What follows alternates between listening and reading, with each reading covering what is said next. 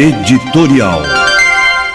Eu li numa pequena nota publicada no Diário Oficial do Ministério Público do Estado, onde o Conselho Superior do Ministério Público Estadual concordou em afastar um promotor de justiça da investigação sobre a designação de funcionários de uma certa empresa que estariam atuando como fiscais de renda da Secretaria Estadual de Fazenda.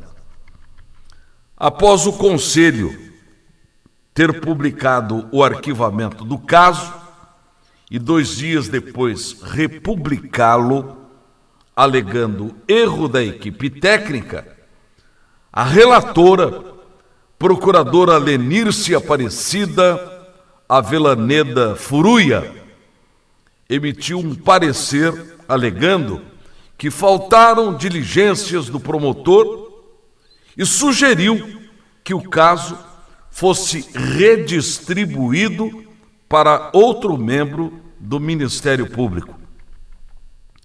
Trocando em miúdos, a procuradora Lenirce não concordou com o arquivamento do caso porque o promotor que estava investigando havia expedido uma carta precatória para a empresa e a empresa mandou dizer, ou melhor, respondeu que, aspas, nunca seus funcionários atuaram em postos fiscais como se fossem fiscais da Secretaria de Fazenda e fecha aspas.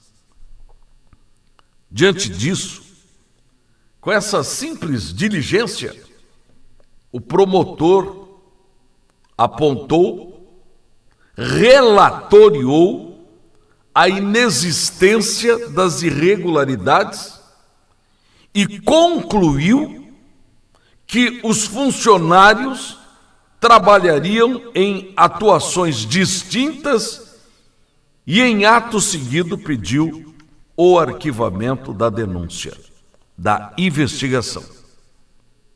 Aí, a procuradora, muito inteligente, olhou para a gravidade da denúncia e a simplicidade com que o caso foi resolvido pelo promotor.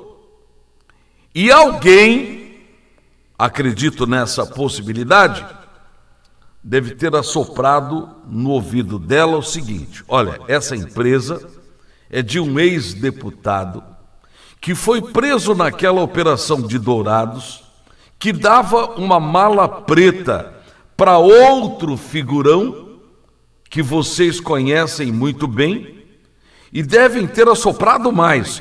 O pai do homem que investigou foi deputado junto com o ex-deputado. Olha o rolo. O que assim seria um caso complicado e acabou sendo um caso considerado trivial, investigado por correspondência, minimizado, para ser mais exato. E é assim que empresas como essas sobrevivem sem que ninguém lhes encha o saco.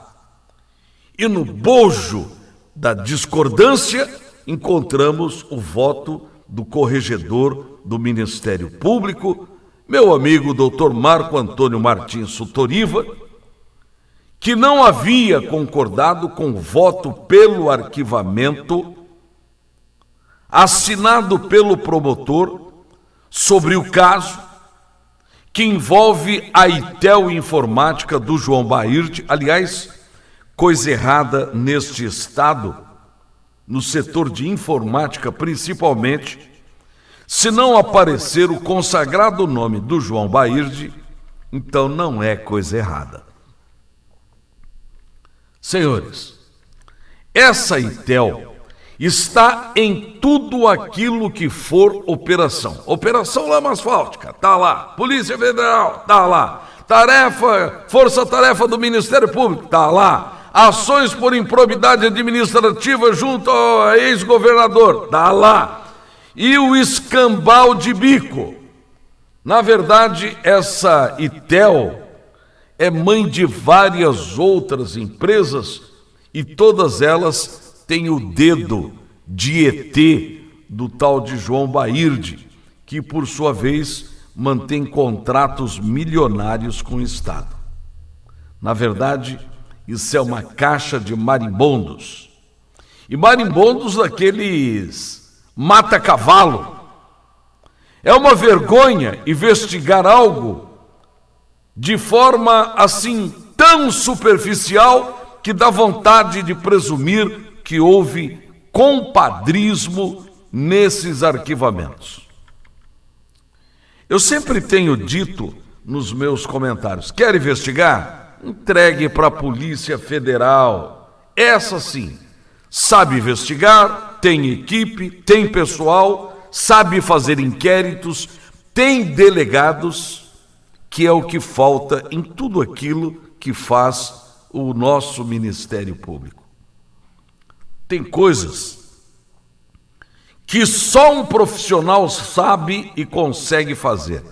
E isso fica fácil quando um órgão, como o Ministério Público, por exemplo, se põe a fazer e pede ajuda de uma polícia importante, inteligente, acreditada. Agora, quando se põe a fazer e não pede ajuda, então acontece as coisas pela metade e fica o desmerecimento daquilo que aparentemente foi feito.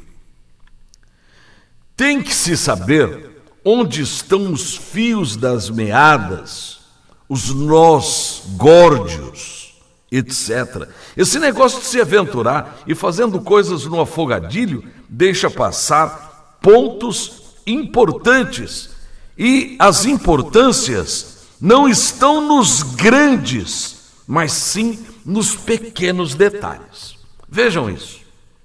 Existia em Chicago um gangster chamado Alfonso Capone, o tal de Al Capone. Ele traficava bebidas na época da lei seca, mandava matar pessoas, ele próprio matava e ninguém o colocava na cadeia, até que constituíram uma força-tarefa para prendê-lo. E não haviam provas contra ele, até que descobriram que ele era um sonegador de migalhas ao Tesouro dos Estados Unidos. E foi assim que o Al Capone foi mandado para Alcatraz, onde morreu louco e sifilítico.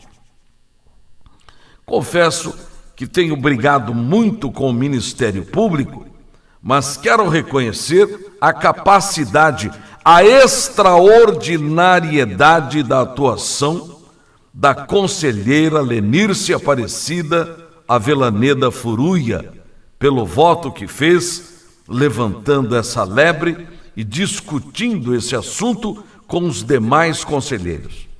É assim mesmo, senhora doutora. Parabéns pela sua capacidade de dedução. Investigar não é apenas aquilo que fica óbvio. Tem que se apontar meandros e procurar provas, porque a quem acusa cabe o ônus da prova. E esses aconchambramentos ficam feios a qualquer um que se mete a investigar. Se tem conhecidos, parentes, etc., que se use a figura do impedimento.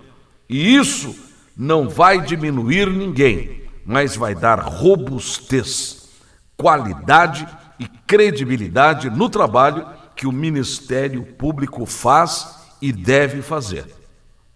Bom dia.